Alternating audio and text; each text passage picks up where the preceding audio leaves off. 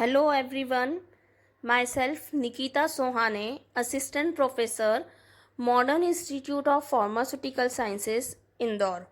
This video lecture is for B Pharma 6th semester. The subject is Biopharmaceutics and Pharmacokinetics. The topic of video is Multiple Doses Regimen. Multiple Doses Regimen. For a single dose of administration, the drug reaches to the peak plasma concentration, which is we called as minimum effective concentration also. As we know, therapeutic window contains minimum effective concentration and maximum safe concentration. So, for a single dose, the drug is reaches to the peak plasma concentration at a time level t. After that time, the concentration is falling continuously because of metabolism and excretion. For that purpose, the therapeutic effect is also declined as the concentration reaches to below the minimum effective concentration. For maintaining the therapeutic effect activity, we give the prolonged drug action or multiple doses regimen.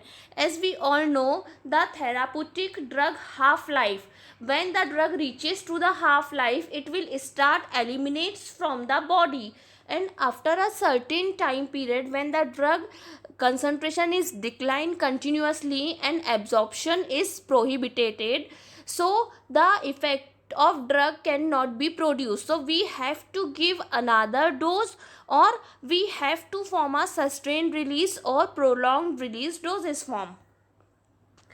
The plasma level of drug in multiple dose must be maintained with a narrow limit of therapeutic window.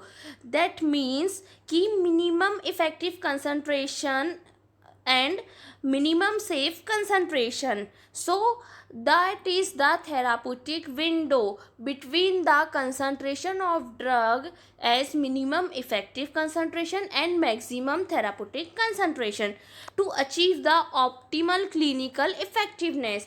If a drug cannot reach the minimum effective concentration, that means it cannot produce the therapeutic effect, and if a drug crosses the maximum therapeutic concentration, then it will causes the toxicity to the body. Dosage regimen is established for drug to provide the correct plasma level without excessive fluctuation and drug accumulation outside the therapeutic window. So we are giving the multiple doses regimen, and a steady state concentration is also maintained with the multiple doses regimen, as we study in this lecture. This is the graph. Cp is the time concentration of drug in μg per ml, and T is the time which is in R.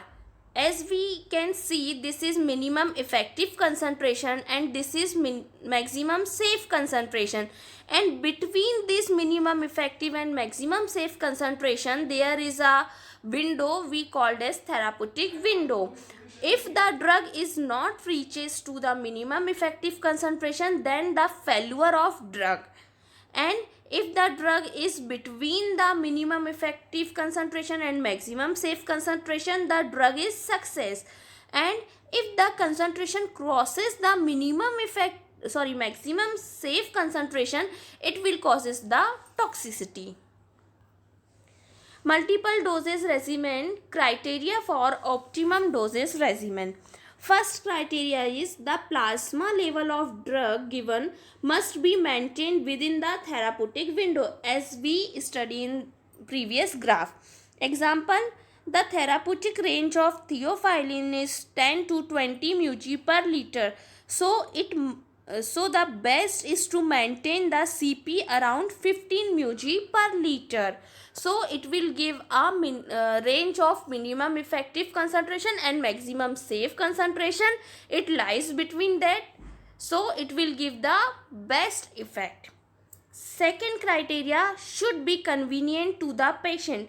It is difficult to take IV injection in every half hour or one tablet every 2 hours.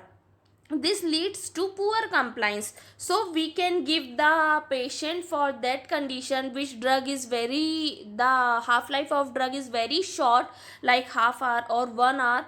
So we can give that drugs in a prolonged or sustained form. We can give that drugs which half life are 8 hours, 12 hours, 6 hours. We can give from this method. Factors affecting the design of dosage regimen. First of all, the size of drug dose. That means what should be the dose of drug which is given to the patient. Second, the frequency of drug administration, which is denoted by tau. That means the interval between two doses. It is very difficult. If a drug contains half-life 2 hours, so we cannot take medication in every 2 hours. It is very difficult. So we should know what is the time interval between the two doses. Superposition principle. Superposition principle can be used when all the PK processes are linear, that is pharmacokinetic processes are linear.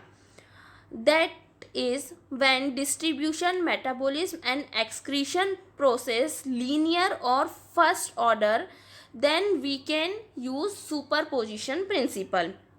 Concentration after multiple dose can be calculated by adding together the concentrations of each dose. That means first loading dose we have given 200 mg, and for maintaining the steady state concentration we are giving 150 mg. So we should calculate all the doses, and doubling the dose will result in concentration at each time doubling. If we are giving double concentration, so each time we have to give double concentrations. Principle of superposition. The basic assumption are the drug is eliminated by first order kinetic, and the pharmacokinetic of drug after a single dose are not altered after taking multiple dose. These are the two assumptions which are made for principle of superposition. Drug accumulation. When a drug is administered at regular interval over a prolonged period, the rise and fall of drug concentration in the blood will be determined by relationship between half-life and elimination and time interval between the doses. But when we are giving the drug, it will be accumulated sometime in the body tissues or body organs, which can cause toxicity later. If the drug amount administered in each dose has been eliminated before next dose is applied, repeated intake at constant interval will result in similar plasma level. And if we not give a drug in repeated intake or a constant interval, then it may be caused a drug accumulation. If intake occurs before the preceding dose has been eliminated completely, the next dose will add on to the residual amount still present in the body is called the drug accumulates. The shorter the dosing interval relative to the elimination half-life, the larger will be the residual amount, and it may cause extensively drug accumulation in the body. At a given dose frequency, the drug does not accumulate infinitely at a steady state concentration, or accumulation equilibrium is eventually reached. This is so because the activity of elimination process is concentration dependent. So the higher the drug concentration rises, the greater the amount eliminated per unit time in steady state concentration. This is the graph for dosing interval. This is the dosing interval between the dose which is measured in time, and this is the drug concentration, and this graph gives the dosing steady state concentration. This is also a dosing interval, but as we can see here dosing interval is very short. We have to give many times dose because the half life of drug is very short in that case, and here the dosing interval is very long, so it is denoted that the drug's half life is greater. For this condition, the steady state concentration is not maintained. In this condition, the concentration of drug is rising after every dose. So, for this condition, the accumulation of drug is administered drug is not completely eliminated during the interval, and we give another dose. So, accumulation of drug is greater in this case. Drug accumulation. If two successive doses are omitted, the plasma level will drop below the therapeutic range and a longer period will be required to regain the plasma concentration. That means if we omit the dose of drug, then it will falls down before the minimum effective concentration and it gets more time to regain the plasma drug level, which is the minimum effective concentration. So we should not omit the drug dose. We have to maintain the concentration of drug in the plasma. When the daily dose is given in several divided dose, the mean plasma level shows little fluctuation like this. This pink line denotes one dose daily 200 mg. So it will be maintained. Blue line shows 100 mg dose 2 times a day. It will shows like this fluctuations, and green line shows 4 times daily drug 50 mg. So it will also shows the fluctuation. It will not maintain the steady state concentration. And for single dose of 50 mg, we obtain this curve. So it is maintained, or it is better to give one time daily dose. So it will maintain the steady state concentration and no fluctuation will made. The time required to reach steady state accumulation during the multiple constant dosing depend on the rate of elimination, that how much drug is eliminated from the body. The steady state plasma level decline to a new value corresponding to the new rate of elimination.